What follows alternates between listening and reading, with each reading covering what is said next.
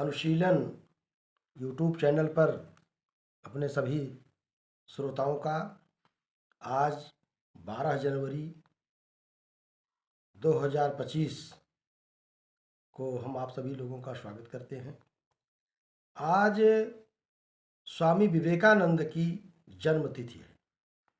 आप सभी जानते हैं कि स्वामी विवेकानंद का जन्म 12 जनवरी 1862 ईस्वी में हुआ था और उनका देहांत 1902 में हुआ। कहने का तात्पर्य यह है कि उनको केवल 39 वर्ष 39 ईयर्स का संपूर्ण जीवन कर्म साधना के लिए, आध्यात्मिक साधना के लिए, व्यावहारिक वेदांत की साधना के लिए मिला। इसके पहले में भी जानते हैं कि आचार्य शंकराचार्य, आदि शंकराचार्य केवल 32 वर्ष तक इस लोक में रहे। उसके बाद उनका महाप्रस्थान हुआ। स्वामी विवेकानंद स्वामी रामकिरण परमहंस के पट शिष्य और मानस पुत्र थे। स्वामी रामकिरण परमहंस बहुत बड़े साधक थे। साधक क्या, वो सिद्ध पुरुष थे और उनका ये मानना था कि मानव सेवा ही ईश्वर के सामीप्य का सबसे बड़ा साधन है। तो कहते थे कि पुण्यात्मा और पापी, उद्दंड और विनम्र, धर्मात्मा और अधर्मी, साधु और पाखंडी, दोनों में ईश्वर का वास है। सब ईश्वर के रूप हैं। भाव ये था कि ना जानी के वेश में नारायण मिल जाए। के लिए मानव सेवा, प्राण मात्र के प्रति सद्भाव और करुणा ईश्वरीय साधना का, ईश्वर की प्राप्त का, आध्यात्मिक जीवन का सबसे बड़ा तप है। स्वामी रामकिरण परमहंस के इन विचारों से विवेकानंद बहुत प्रभावित हुए और उनका संपूर्ण जीवन ही बदल गया। स्वामी विवेकानंद अद्वैत वेदांत को सबसे उत्कृष्ट, सर्वोत्तम जीवन दर्शन, समाज दर्शन और तत्व दर्शन मानते थे। व्यावहारिक वेदांत से तात्पर्य था कि उन्होंने कहा कि कोई भी धर्म, कोई भी सिद्धांत, कोई भी दर्शन यदि व्यावहारिक जीवन में उपयोगी नहीं है, व्यावहारिक जीवन में उसका पालन नहीं हो सकता है, तो वह केवल वाग विलास तक सीमित रह जाता है। इसलिए उन्होंने वेदांत धर्म को, वेदांत दर्शन को, सनातन धर्म को एक वैज्ञानिक स्वरूप प्रदान किया और ये कहा कि धर्म का भी अपना एक विज्ञान है। जैसे नेचुरल साइंसेज हैं, प्राकृतिक विज्ञान है, सोशल साइंसेज हैं या किसी प्रकार के विज्ञान है, वैसे ही धर्म का भी एक विज्ञान है। स्वामी जी कहते थे कि प्राकृतिक विज्ञानों की पुस्तक यह प्रकृति है, वैसे ही धर्म की पुस्तक, धर्म विज्ञान की पुस्तक ईश्वरी पुस्तक है। जितने धर्म हैं दुनिया में वो सब उस ईश्वरी पुस्तक के एक एक पृष्ठ है। जैसे बाइबिल है, इस्लाम है, या हिंदू धर्म है, बौद्ध धर्म है, जैन धर्म है। इन धर्मों में कोई दिक्कत नहीं है, कोई कठिनाई नहीं है। हर एक धर्म एक ही मार्ग को जाते हैं, एक ही लक्ष्य की प्राप्ति के लिए। लेकिन ये बस उस ईश्वरी पुस्तक जिसमें असंख्य पृष्ठ हैं, उनका केवल एक पृष्ठ मात्र है। कोई भी मजहब या रिलीजन एक रास्ता दिखाता है। एक बड़ी प्रसिद्ध कहावत है, प्रत्येक मार्ग रोम की ओर जाता है। वैसे प्रत्येक मार्ग ईश्वर की ओर ले जाता है, आध्यात्म की ओर ले जाता है।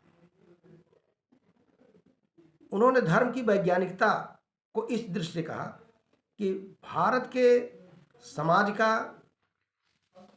यहाँ के युवकों का जो अधोपतन हुआ है,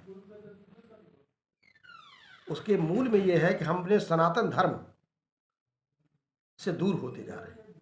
हम सनातन धर्म और उसकी मान्यताओं से दूर होते चले गए। सनातन धर्म या धर्म कोई पाखंड नहीं है, कोई अंधविश्वास नहीं है, कोई जादू टोना नहीं है, कोई चमत्कार नहीं। तो सनातन धर्म क्या है? का सनातन धर्म हृदय और प्रज्ञा में अनुभूत करने की चीज है। एक बड़ी प्रसिद्ध कहावत है कि धर्मस्य तत्वम निहितम गुहाया। सनातन धर्म या धर्म अपनी आत्मा में डूब कर देखने की चीज है। और यदि कोई व्यक्ति भूखा है तो उसके धर्म का उपदेश देना निरर्थक होता है। अगर कोई व्यक्ति भूखा है तो उसे पहले भोजन देना चाहिए, उसके बाद अन्य शिक्षाएं देनी चाहिए। और ये कहते हैं कि राष्ट्र झोपड़ियों में रहता है, इसलिए अगर दान देना है तो वास्तव में जो उसके पात्र हैं, जिनको जरूरत है, उनको दान देना चाहिए। वह धर्म की सार्वभौमिकता पर बल देते हैं। जितने धर्म हैं, जो सनातन धर्म है वो सार्वभौमिक है। उसके जो मूल तत्व हैं वह किसी जाति विशेष, मजहब विशेष, देश विशेष के लिए नहीं है, मानव मात्र के लिए। प्राणियों के प्रति करुणा, दया और सेवा भाव, ये व्यवहारिक वेदांत की शिक्षा है। आज के युवकों के लिए स्वामी जी से प्रेरणा लेना चाहिए। उनका ये कहना था कि बाइबल की एक मान्यता है कि मनुष्य पापी है, वो इसको स्वीकार नहीं करते। कहते हैं ये मनुष्य को हतोत्साहित करने वाला, डिमोरलाइज करने वाला सिद्धांत है। मनुष्य स्वरूपतः दैवी है। यह कहना कि मैं गरीब हूँ, मैं गुलाम हूँ, या मैं बहुत योद्धा हूँ, मैं धनवान हूँ, ये सब अहंकार और अज्ञान की उपज है। वो तो कहते हैं आप उस परमात्मा के स्वरूप हैं। प्रत्येक व्यक्ति नारायण रूप है। शिवोहम शिवोहम शिवोहम, जो उपनिषदों की शिक्षा है, अयम आत्मा ब्रह्म, अहम ब्रह्म, ये सब हमें प्रेरणा देते हैं कि आप उस दैवी शक्ति के प्रकाश हैं। अपने में केवल ये न समझिए कि आप केवल शरीर और मन बुद्धि हैं, आप इनसे परे एक आध्यात्मिक चेतना है। नास्तिक केवल वह नहीं है जो ईश्वर को नहीं मानता है।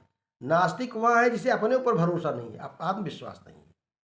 अपने ऊपर विश्वास करिए, अपने शरीर को, अपने मन को, मस्तिष्क को, हृदय को दृढ़ बनाइए, मजबूत बनाइए, संकल्पों वाला बनाइए। इसलिए जीवन में दीनता, हीनता, गरीबी, गुलामी मानसिकता के मूल में यही विचार है कि हमने अपने को गुलाम मान लिया, हम गुलाम हैं नहीं। हमने अपने को कमज़ोर मान लिया है, हम कमज़ोर हैं नहीं। अपनी आत्मिक शक्ति को जगाइए। ये स्वामी जी का विचार आज के युवकों के लिए बहुत बड़ा उपहार है, बहुत बड़ी प्रेरणा है। कहते भूख से पीड़ित मनुष्य को धर्म का संदेश देना, धर्म का उपदेश करना उपहास है, बकवास है। राष्ट्र झोपड़ियों में रहता है, वहाँ सेवा और दान की आवश्यकता है। दान उन्हीं को देना चाहिए जो उसके पात्र है, जिसको उसकी जरूरत है। हिंदू धर्म की अनेक कुरीतियाँ जैसे सती प्रथा, छुआछूत, पाखंड, ढोंग, कर्मकांड का ये धर्म नहीं है। क्या जिनके पास धन नहीं है, जिनके पास महल नहीं है, जिनके पास मर्सिडीज गाड़ियां नहीं हैं, वह धार्मिक नहीं है, उनका वो आध्यात्मिक नहीं है। तो इसका आध्यात्म से, कर्मकांड का, रिचुअल्स का, अंधविश्वास का धर्म से कोई लेना देना नहीं है।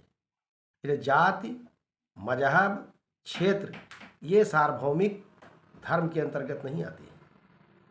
तो आज के युवकों को स्वामी विवेकानंद से यह प्रेरणा लेने की जरूरत है कि हमें अपने को निर्बल, गरीब, कमजोर नहीं समझना चाहिए। जब आप उस नारायण के परम सत्ता के एक अंश हैं या उसके एक रूप हैं, तो अपने उस अंश को, उस आध्यात्मिकता को जागृत करिए। और अंत में कहते हैं उत्तिष्ठ, जो कठोपनिषद का है वाक्य है, उत्तिष्ठ, जागृत, उठो, जागो, परान निबोधत, और अपने लक्ष्य तक तब तक डटे रहो जब तक अंतिम लक्ष्य की प्राप्ति न हो जाए। तो जब तक संकल्प में दृढ़ता नहीं होगी, अगर किसी प्रकार का विचलन है, संशय है, तो यह व्यक्ति की निर्बलता है, कमजोरी है। अपने लक्ष्य को प्राप्त करने के लिए प्राणपण से प्रयत्न करना, अपने को उस आध्यात्मिक शक्ति से संपन्न मानना ही स्वामी विवेकानंद का संदेश है। इन्हीं शब्दों के साथ आज उनके जन्मदिन पर हम आप सभी युवकों को, हम सभी लोगों को, मानव मात्र को यह प्रेरणा लेनी चाहिए कि हमें अपने को निर्बल, कमज़ोर, गरीब, गुलाम या जो भी नेगेटिव है, नकारात्मक धारणाएं हैं, इनसे बचना चाहिए और अपने आध्यात्म को जागृत करना चाहिए। आध्यात्म को वैज्ञानिक स्वरूप प्रदान करना चाहिए। इसका अंधविश्वास से, कर्मकांड से, छुआछूत से, जातिवाद से, मजहबी संकीर्णता से कुछ लेना देना नहीं। इन्हीं शब्दों के साथ मैं अपनी वाणी को विराम देता हूँ। धन्यवाद।